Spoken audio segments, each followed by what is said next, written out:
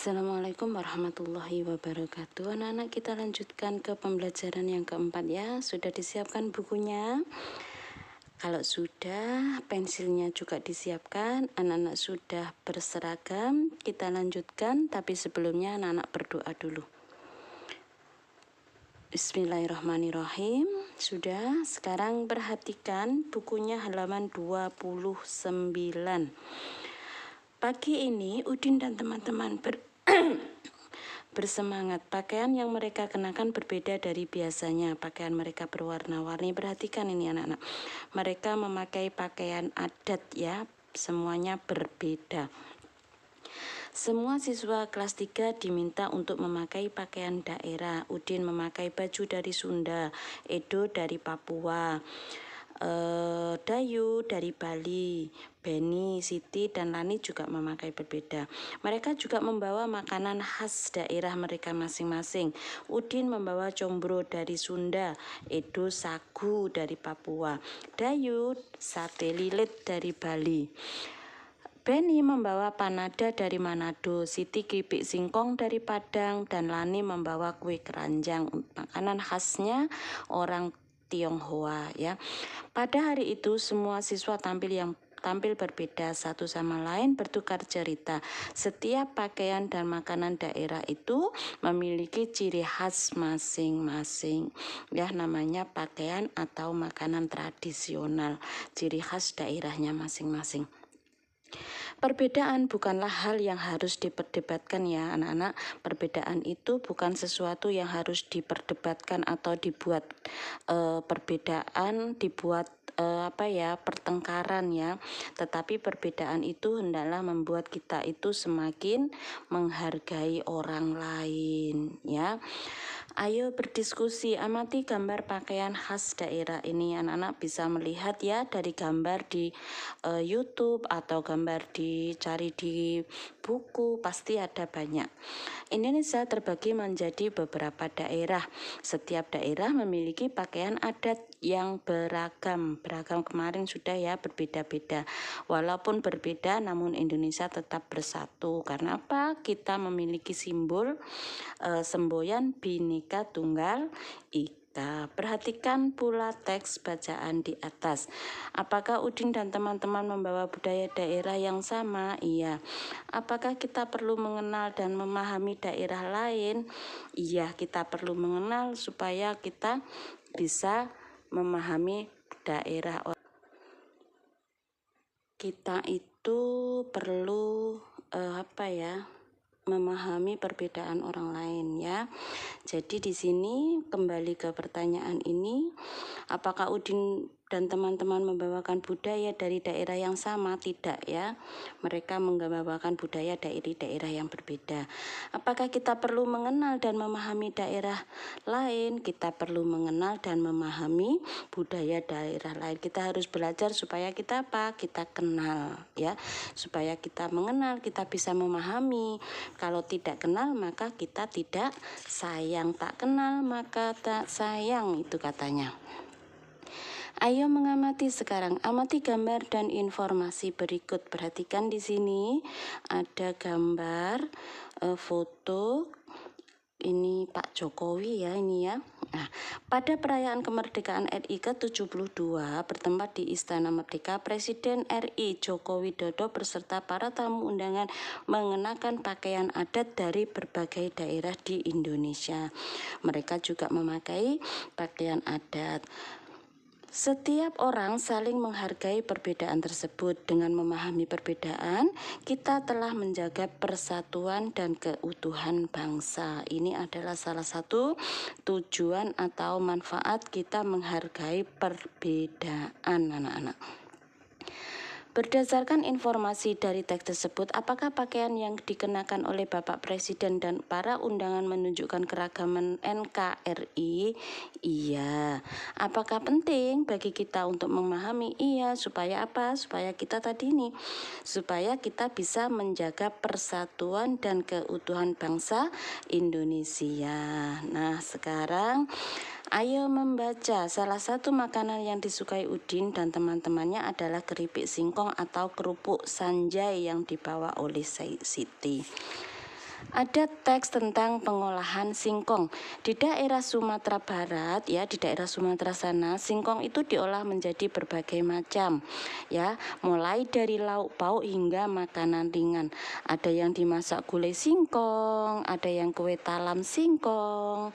Ini ya, ada yang dimasak untuk konsumsi sehari-hari, ada yang digoreng biasa seperti di rumah, ada yang direbus, ada yang dibuat keripik. Ya, bermacam-macam. Teknologi pangan memiliki peran penting dalam mengolah singkong. Teknologi pangan memberikan nilai lebih bagi bahan makanan hasil panen melalui berbagai cara. Tekniknya adalah pengawetan, pengemasan, dan penyimpanan. Jadi teknik yang digunakan dalam teknologi pangan itu pengawetan, pengemasan, dan penyimpanan. Supaya apa? Supaya makanan yang dihasilkan lebih tahan lama. Dengan adanya teknik pengawetan pengemasan bahan makan, singkong dapat diolah menjadi berbagai jenis makanan seperti dakak, karak kaliang, rendang, karapuak, singkong pedas. Teknik pengemasan yang baik mampu membuat makanan menjadi awet hingga 3 bulan. Perhatikan gambar di sini. Ini adalah berbagai jenis makanan dari singkong. Coba anak-anak bisa melingkari ya, membedakan mana yang digunakannya atau dihasilkan dari teknologi pangan. Ini karak kaliang, ini adalah contoh dari makanan yang dihasilkan dengan teknologi pangan. Oh, ini bukan berasal dari singkong saja ini ya. Ini juga dari teknologi pangan ya, ini. Kalau ini tidak tahan lama, ini si gulai singkongnya. Sekarang tentukan kalimat utama dari teks bacaan. Nah, setiap paragraf itu memiliki kalimat utama. Kalimat utama itu seperti Bu Guru tadi kemarin bilang, bisa berada di awal kalimat atau di akhir kalimat. Perhatikan di sini, ini adalah paragraf 1, paragraf 2, dan paragraf yang ketiga. Paragraf 1, kalimat utamanya berada di awal kalimat. Di daerah Sumatera Barat, singkong diolah menjadi berbagai macam makanan. Anak-anak bisa digarisbawahi ya, yang merupakan kalimat utamanya. Paragraf kedua, mana kalimat utamanya? Anak-anak cari, bisa berada di awal kalimat dan di akhir kalimat. Tapi kita belajarnya di awal kalimat. Anak-anak bisa menggarisbawahinya ya. Sampai mana menggarisbawahinya? Untuk satu paragraf, kalimat utamanya itu biasanya hanya satu kalimat saja ya, sampai dengan titik. Kumpulan dari beberapa kata ditandai dengan titik, ini adalah satu kalimat anak-anak ya, satu kalimat. Teknologi pangan memiliki peran penting dalam mengolah singkong, tanda titik. Ini artinya satu kalimat. Nah ya, anak-anak garis bawahi yang merupakan kalimat utama dari paragraf 1, paragraf 2, paragraf 3. Kemudian anak-anak tulis di sini contoh ya. Paragraf yang kedua, kalimat utamanya berada di awal kalimatnya. Teknologi pangan memiliki peran penting dalam mengolah singkong. Ini adalah paragraf utamanya. Nah, sekarang ini paragraf yang ketiga, anak-anak cari, kemudian anak-anak buat ringkasannya. Ini adalah tugas 1 di buku paket saja. Ceritakan ringkasan. Ringkasan adalah kumpulan dari beberapa dari kalimat utama. Kalimat utama 1, kalimat utama 2, kalimat utama 3 disambung, ditulis menjadi sebuah ringkasan. Ini tugas 1. Ayo mengamati, anak-anak belajar PJOK dengan Pak Guru Wildan saja. Sekarang kita lanjutkan pelajaran yang kelima. Ayo membaca, perhatikan di sini ada sapi perah ya. Sapi ini menghasilkan susu anak-anak. Tidak jauh dari tempat tinggal Udin terdapat peternakan sapi perah ya. Sapi perah ini menghasilkan susu. Kita kebaliknya. Pengolahan susu sapi. Susu merupakan hasil utama dari sapi perah. Susu sapi segar memiliki daya tahan hanya 5 jam saja. Kalau habis diperah itu hanya bisa 5 jam saja. Setelah 5 jam dia akan basi. Susu perlu diolah supaya gizi dalam susu dapat dinikmati kapan saja, bisa tahan lama. Pengolahan susu sapi dapat dilakukan dengan teknologi pangan ya, supaya menghasilkan jenis makanan yang baru. Yang kedua, menjaga agar makanan tetap awet. Ini adalah tujuan atau manfaat dari teknologi pangan. Ya, bisa tujuan, bisa manfaat, anak-anak garis bawahi ya. Jadi teknologi pangan itu satu, menghasilkan jenis makanan baru. Yang kedua, menjaga agar makanan tetap awet ya. Ini adalah teknologi pangan. Anak-anak di garis bawahi. Susu sapi dapat diolah menjadi berbagai jenis makanan baru, contohnya yogurt, keju, permen, mentega, hingga es krim. Dalam proses pengolahan susu yang penting setelah hasilnya adalah mengemasnya. Pengemasan produk dapat menentukan daya tahan. Mengemas itu cara membungkus anak-anak ya. Bagaimana produk atau makanan tersebut dibungkus itu bisa menentukan berapa lama makanan tersebut bisa bertahan atau bisa dikonsumsi ya. Jika hanya dengan plastik biasa, biasanya hanya bertahan sebentar. Tetapi kalau dengan kedap udara, dengan pengemasan yang kedap udara, maka bisa bertahan sampai 3 bulan ya. Karena dia udara dari luar tidak bisa masuk, itu namanya kedap udara. Ayo berdiskusi, apakah manfaat dari teknologi pangan dalam pengolahan susu? Tadi sudah ya. Manfaatnya yang pertama adalah untuk menghasilkan jenis makanan baru. Yang kedua, untuk supaya menjaga agar makanan tetap awet. Berdasarkan hasil diskusi manfaatnya ada 2 tadi ya. Ada 2 tadi. Anak-anak diingat. Sekarang ayo berlatih. Amati kata-kata yang digaris bawahi. Daya tahan itu kekuatan bertahan sebuah makanan ya, suatu makanan. Teknologi itu proses, anak-anak boleh menulis. Teknologi itu proses pengolahan. Proses dengan menggunakan alat dan alat ilmiah gitu ya. Proses itu, teknologi itu proses pengolahannya. Pengemasan itu cara mengemasnya atau proses pembungkusannya. Kedap udara itu tidak bisa dimasuki oleh udara dari luar. Nah, sekarang membuat kalimat tidak perlu, ayo mengamati saja. Hari semakin siang, Dayu mengajak Udin dan teman-teman beristirahat. Di halaman depan peternakan terdapat toko yang menjual berbagai hasil olahan susu. Benny mengajak temannya minum susu. Lani dan Udin menolak. Maaf Benny, aku tidak bisa minum susu. Aku alergi terhadap susu sapi. Aku sudah membawa air minum dari rumah, ujar Lani.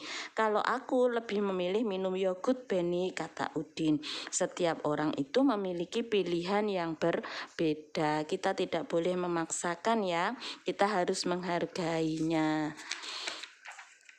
Dapatkah kamu jelaskan arti memahami keberagaman? Kalau kita memahami perbedaan, maka kita sudah memiliki kepedulian terhadap teman atau terhadap orang lain ya. Dengan memahami keberagaman atau macam-macam sifat dari setiap individu, maka sifat tenggang rasa, tenggang rasa itu artinya kita dapat menghargai perasaan orang lain. Bagaimana sikap yang harus kita ambil? Ya, kita harus menghargai. Kita tidak boleh memaksakan kesukaan atau kebiasaan kita kepada teman. Volume benda. Sekarang kita ke volume. Volume itu isi ya. Anak-anak diingat ya, volume itu isi atau besarnya suatu benda dalam ruang itu volume isinya. Setelah bermain perang, Benny merasa haus.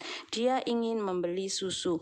Benny melihat susu disimpan dalam berbagai kemasan. Perhatikan, masing-masing ini kemasannya berbeda.